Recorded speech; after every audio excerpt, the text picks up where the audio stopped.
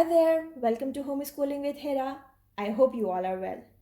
In today's class, we shall see another English spelling rule that is about the digraph qua. Okay, let's see what does this rule say. When the letter U follows letter Q, is not a vowel. It's the digraph qua. And we pronounce it like this. K and wo. Qua. Qua.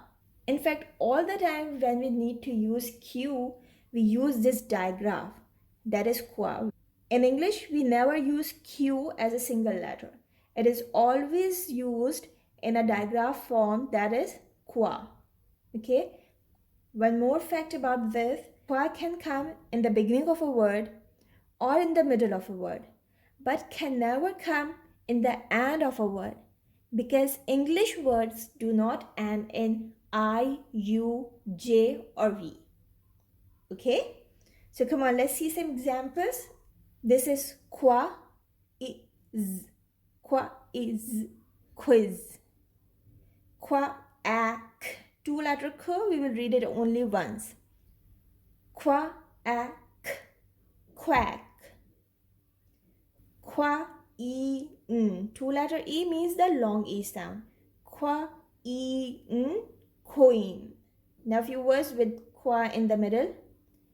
Aqua, aqua, ac, choir, ac, choir.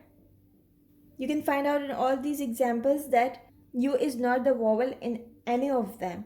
In this word, the vowel is I. In this word, the vowel is A. In this word, we have a vowel team here that is double E. It's a two-syllable word. In the first syllable, we have this vowel A, and in the next syllable, that is qua, we again have the vowel A at the end. Same goes with this word, acquire. Here we have the vowel A in ac, the first syllable, and the vowel I in the second syllable. This E is not a vowel here, it's just the magic E or the silent finally.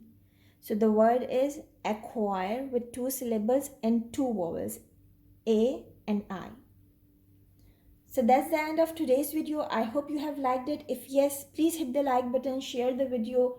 I shall see you soon with another video. Till then, take care and bye for now. Bye.